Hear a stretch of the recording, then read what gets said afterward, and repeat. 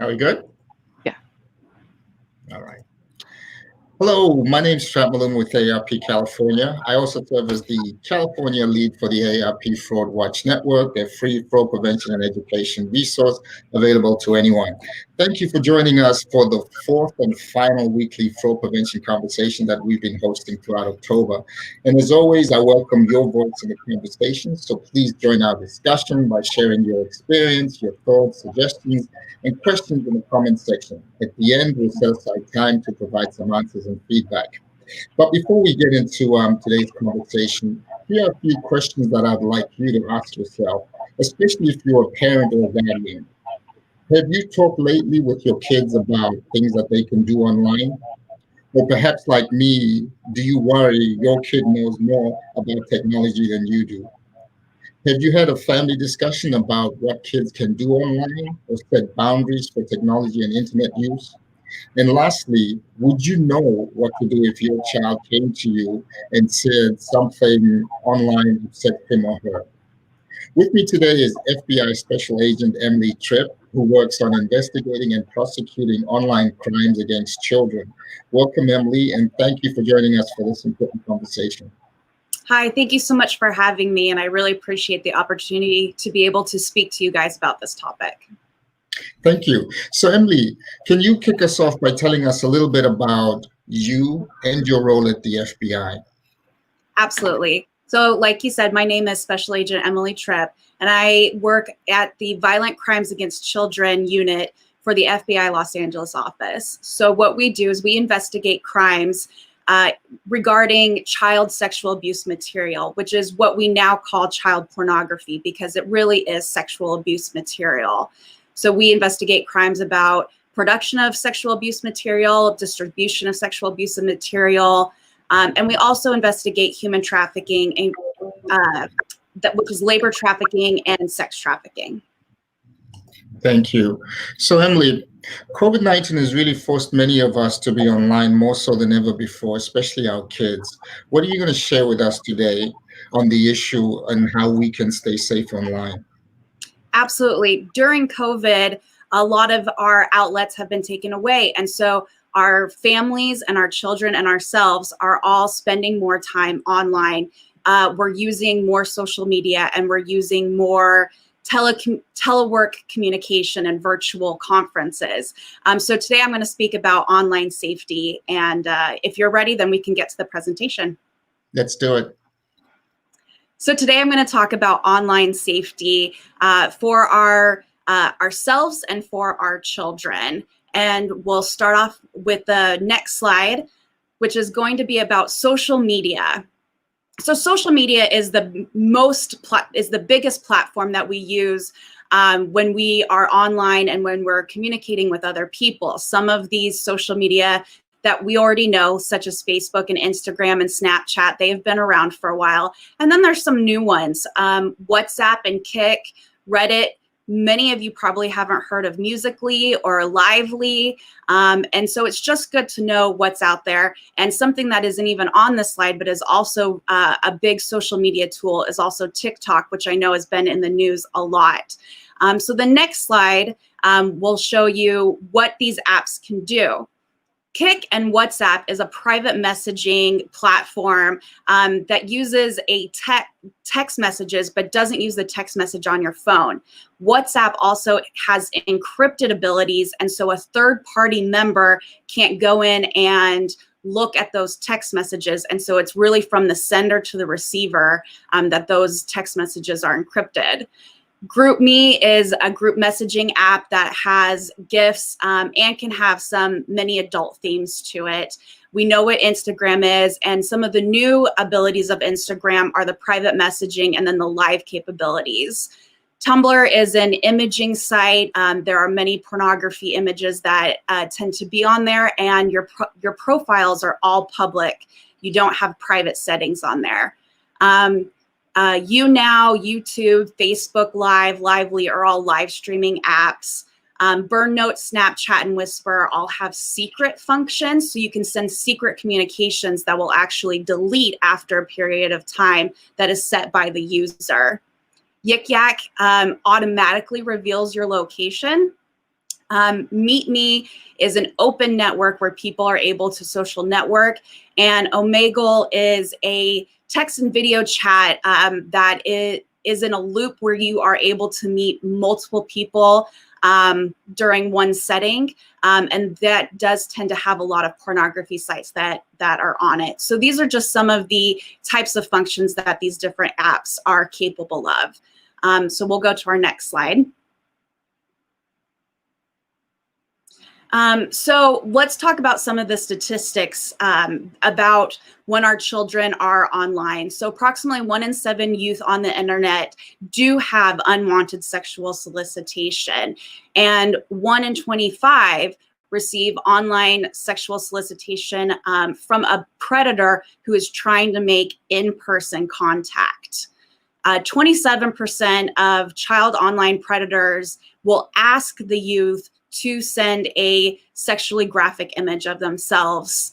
And then they will also offer those gifts, those children gifts and money as they are building the relationship, which is sometimes what we call the grooming phase. 15% of adolescents who are 12 to 17 have received sexually suggestive images through the text message and by somebody that they may even know. And then a majority of minors and children who do meet up with a predator, they go willingly. And then 93% of those encounters include a sexual contact encounter. So that is why it is important for us to talk about this topic, because it doesn't, at this point, it doesn't seem like it's a question of if this will happen, it's a question of when, and we want to make sure that we're giving you guys the tools that you need to make sure that you and your families are safe. And so we'll go to the next slide. So what are some of the dangers of social media? The biggest threat is stranger danger. Just like we talk with our families and our children about meeting people in person and stranger danger, we need to talk with them about stranger danger online. One of the ways that we child online predators are contacting or able to get in contact with us or our children is through oversharing of logging into our apps and sending a location that's live. Sharing too many pictures or inappropriate pictures. One of the next bullet point is hidden info and photos.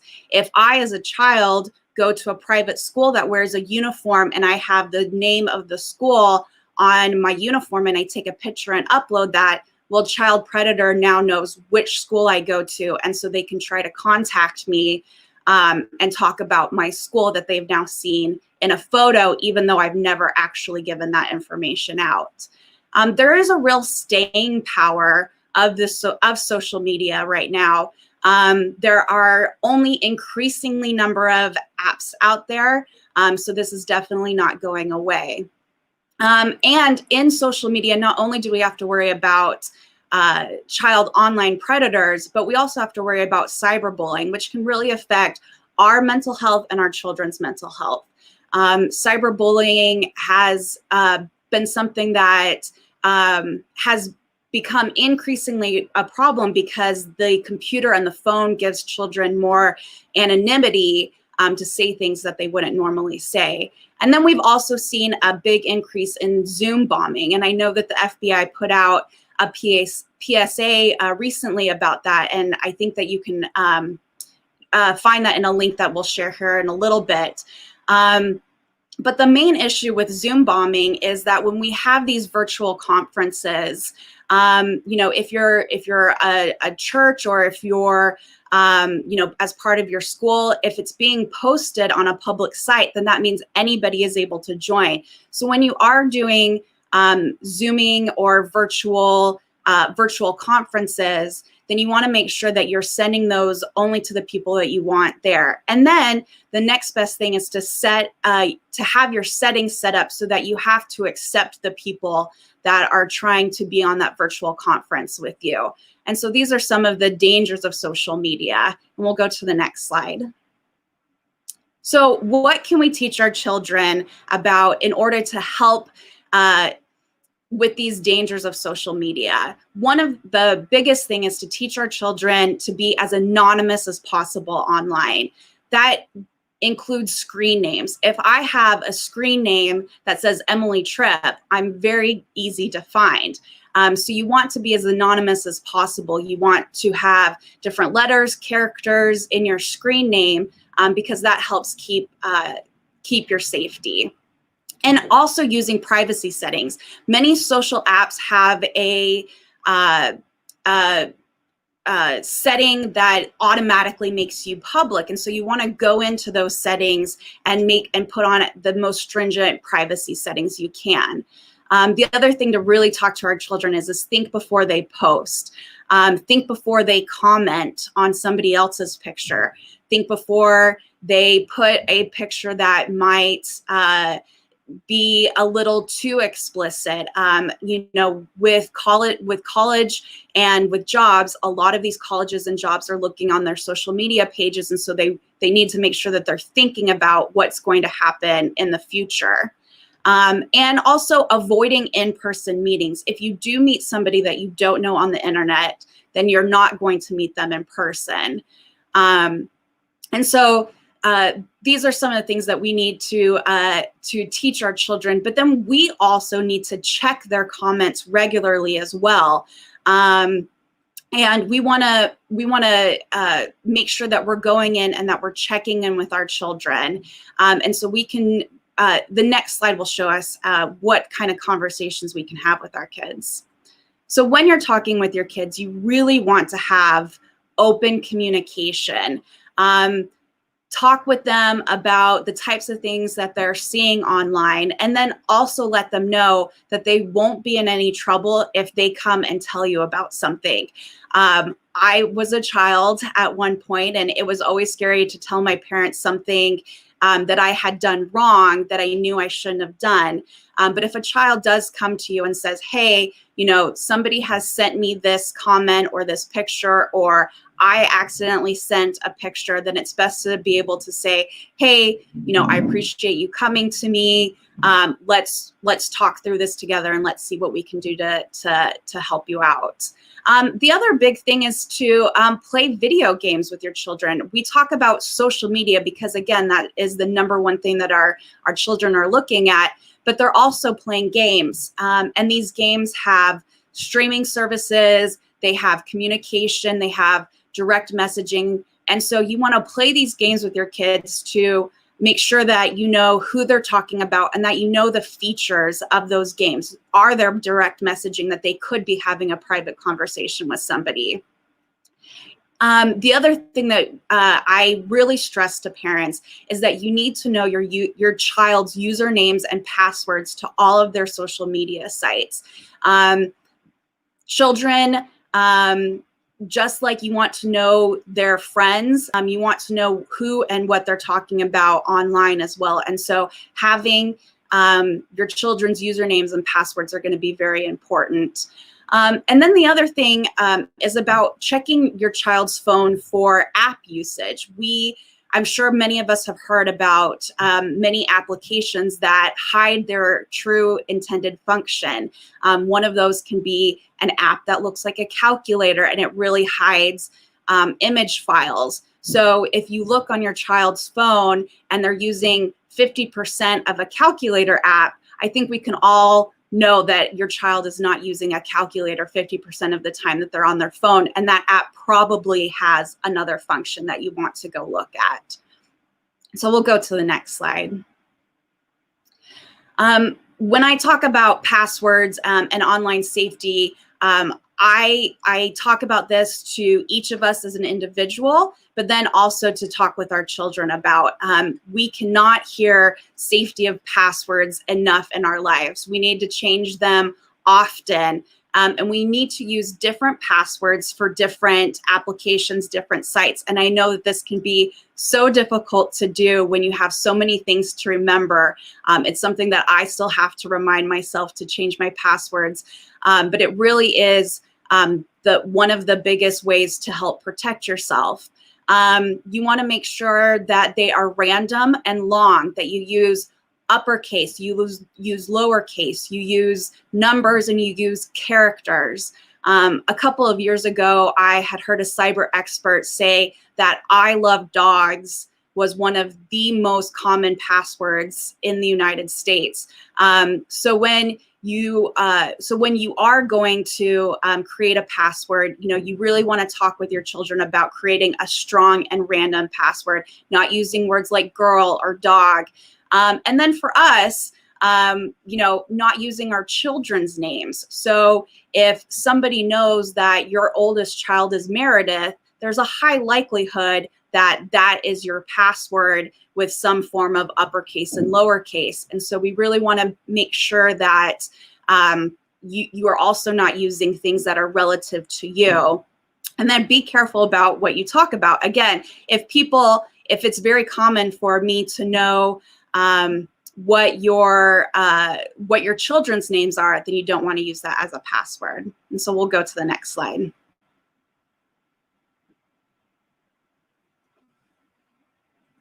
So let's say something does happen, or your child does come to you and says, "Hey, something happened online and I need to talk to you about it." There are a couple of things that you need to know that can really help you and help anybody that you're reporting to have the best opportunity to find out what's going on. So that's capturing the screen name of not only the person that may have sent something or commented about something, but also your screen name. Any email addresses that you may be able to find in relation with that screen name, the URL of the chat room that you might be in, what the app or the website was that this happened at, and then a big thing is also the date and time of the contact.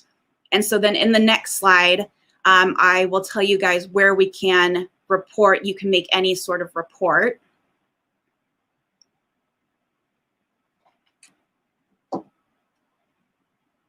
So your front line is always going to be to contact your local police station.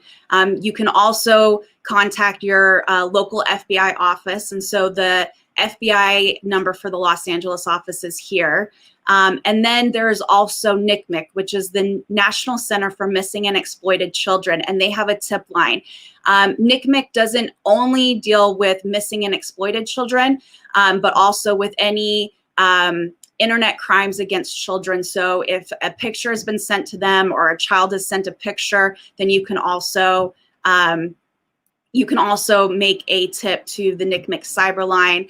And then if we're able to put up also the website, www.ic3.gov is where you can make a complaint to the FBI office as well. And that is an easy website that you can go and make a complaint if anything has happened. And then in the next slide, we will go over some other resources that I have for you guys. NetSmart.org and KidSmart.org are also up on the National Center for Missing and Exploited Children's website. And they're created for some younger kids to talk to them about online safety. And it's just to get them started. There's also InternetSafety101.org and SOS.FBI.gov is also there for you and your children to go and to look at, to talk about online safety and to really get these conversations going. And so that is the presentation that I have for you, and I really appreciate you guys tuning in. And if Mr. Malomo is available, then we can take any questions that we might have. Sure. Emily, please call me Strat. Okay, thank you, Strat. Okay. Well, listen, Emily, thank you very much. That's a lot of real great information you shared, and I took some notes. I was particularly interested in when you talked about playing video games with your kids, because I think that really helps create those safe spaces where kids can share, but also for you to have a real hands-on example, seeing what some of the what your kids do online. The hidden information is really also, I think, something important, and I think useful information for parents to know. You know, we sometimes share without knowing how other folks are going to use these little pieces of information to track us down or to scam us or defraud us, or maybe have some ulterior motives. Statistics also, very frightening statistics of what you shared of how many folks actually fall victims to these kind of preys. But let's take some questions. I always have questions, and I hope you can provide some helpful information through them. All right, you ready? Absolutely. Thank you. Okay, so our first question is, a lot of kids these days are using social networking sites to meet other kids with similar interests. How concerned should parents be about these sites? I definitely think that they should be concerned. Like I said in my presentation, we teach our kids about stranger danger in person, but we really need to make sure that we're talking with them about stranger danger online. So as they get into these social networking sites and they do try to social network, we really need to talk with them about who might be on the other side of that. Do you already know this person in person? And checking in with our children is going to be the best way to keep them safe. Just like we want to know who our kids' friends are at school, we want to know who our kids' friends are online. Very true, very true. And what specific advice do you have for parents who might also just be learning this new technology about, learning the new technology, but also the online environment? Absolutely. That goes back to really having open communication with your kids. Take the time to sit down with your kids and ask them what apps do they want to use? What apps are they currently using? Hey, tell me about the features on this application. Who are you talking to? Again, many of these social media apps have live streams. And so you can ask your kids what they're looking at, what is their favorite video online right now, and just really start engaging them in a conversation so that you can see how the app works or how the media tool works, because your kids will feel like you're engaging with them as you're actually learning more about the technology, or sitting down and saying, hey, I saw that you have WhatsApp on your phone. Tell me about this. And then it allows you to spend time with your kids, and then it allows you to learn about that application, see what your kids are viewing, and then see who their friends are. Great answer. So we have a question here from AC, and he wants to know, how do we protect our friends list on social media? That's a great question. Thanks for being with us, AC. Yes. So the best thing to do is most of the social applications do have a how-to guide on how to use them. And so if you Google the application that you are using or that your child is using, and you look up, privacy settings or how to add friends or delete friends, then you can go in there, and then you can go in the app into the settings and set those features up.